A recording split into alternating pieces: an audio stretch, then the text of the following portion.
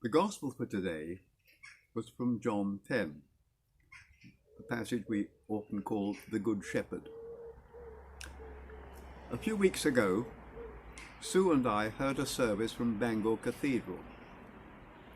We had spent more than 40 family holidays in North Wales, and the Gospel was about Jesus as the Good Shepherd.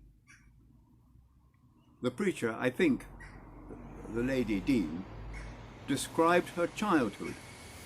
She had grown up on a farm, father was a farmer, and uncle was a shepherd.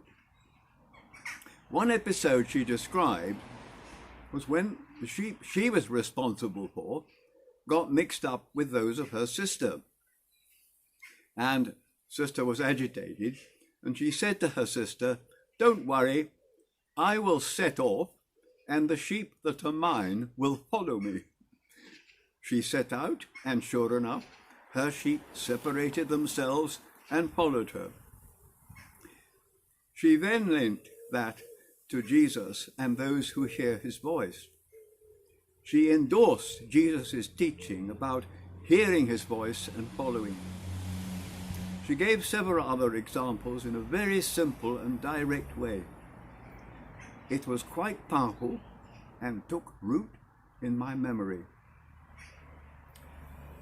But another memories to do with sheep are very different. We had been staying, Sue and me, in the Ukraine with a family we knew. They lived in Kiev. It was not very far from Chernobyl, the site of the nuclear leak, and not very long after, and some restrictions were still in place. We visited a friend of the family, and the husband was checking his vegetables with a Geiger counter to measure any contamination. Then came a short family holiday in North Wales. I think it was the first morning. Sue and I saw a car had stopped at the roadside, and a man was doing something, with something in his hand. We found out he was checking the farm for radiation. Wind had brought a cloud from Chernobyl over the UK. Rain had brought down radioactive particles onto the Welsh mountains.